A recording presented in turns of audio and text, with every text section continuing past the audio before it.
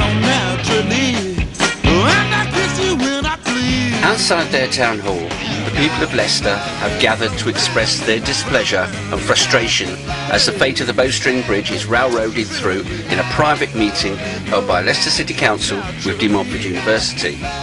Since 2005, the City Council has decided to cease listening to any reasonable proposal or argument on alternative uses for the bridge.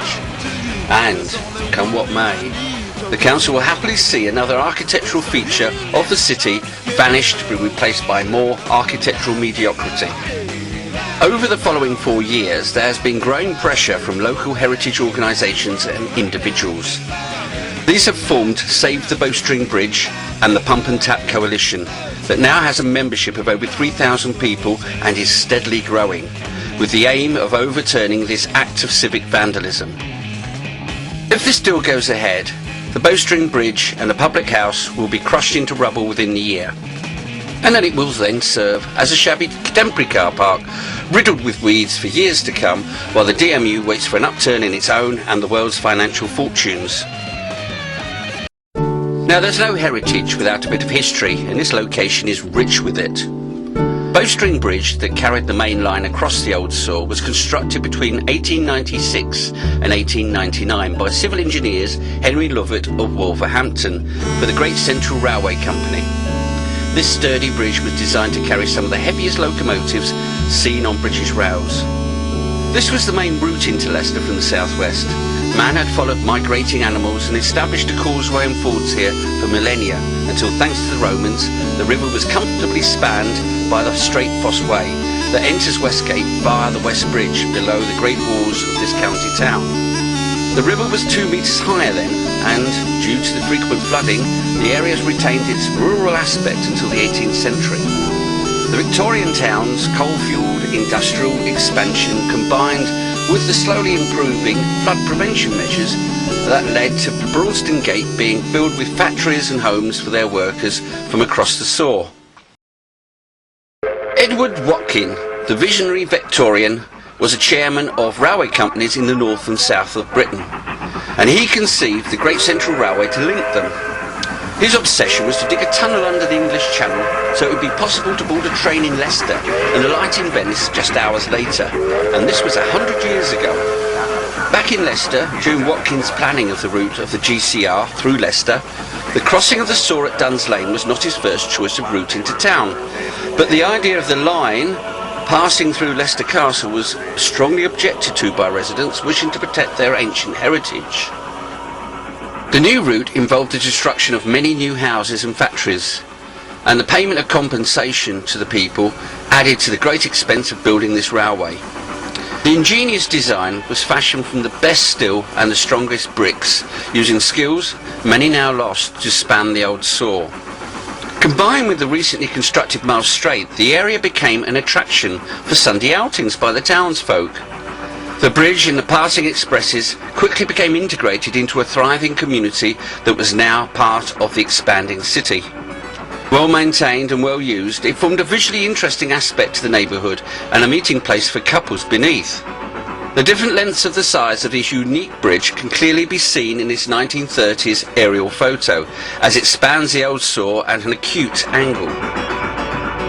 Watkins' grand scheme that created the last and best designed mainline railway ran out of money early on, due to the lavish expenditure on its construction and competition from established railway companies. His troubles didn't end there, as the government of the day, fearful of invasion from the continent, refused to allow this European link, after Watkins' company had already been excavating 6 miles of tunnel under the waves of the Channel. Although it was never a commercial success, this well-graded, smooth, fast line continued to operate and was the best route in the country. It was only closed in the shocking beaching conspiracy in 1966, and it continued for another few years locally before the tracks were lifted, and eventually in the 1980s the track bed, including the bridge, was transformed into the visionary Great Central Way for pedestrians and cyclists. It's now proudly part of the National Sustrans cycle route. Despite this neglect, beneath the surface of the flaking paint, the integrity of the structure is as strong as ever, and the brickwork of the arches is made of the finest Staffordshire blue bricks, still sound for the next 500 years. De Montfort University desperately tries to sell itself around the world to overseas student customers as a venerable institution with a campus of ivy-clad stone buildings and cutting-edge contemporary architecture. Since its local education establishment changed from the Leicester Polytechnic to the rather more grandiose De Montfort University, the organisation had exploited every opportunity in the surrounding built area to seize property and land for itself. Despite some examples of excellent new build architecture and regenerating old factory premises, the DMU has also stuck up some arrogant boxes when it suits them. And now the DMU is consolidating within its territorial boundary and spreading out. But must DMU mark its territory by acts of demolition?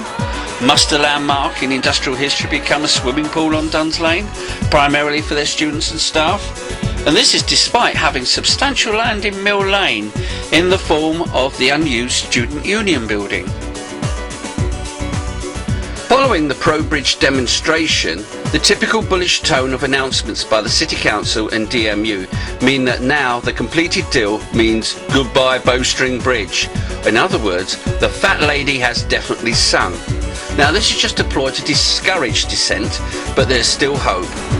The Leicester Civic Society has applied to English Heritage for a protection listing for the Bowstring Bridge. Now this unique site requires imagination and vigour, not demolition. To join us in fighting for a solution where the bridge and the pub are kept and incorporated into a regeneration scheme that shows Leicester at its best. Visit the Facebook site and the Civic Society website and join both if this video has made you angry. And together we can do something about the shabby treatment of Leicester by our elected ones.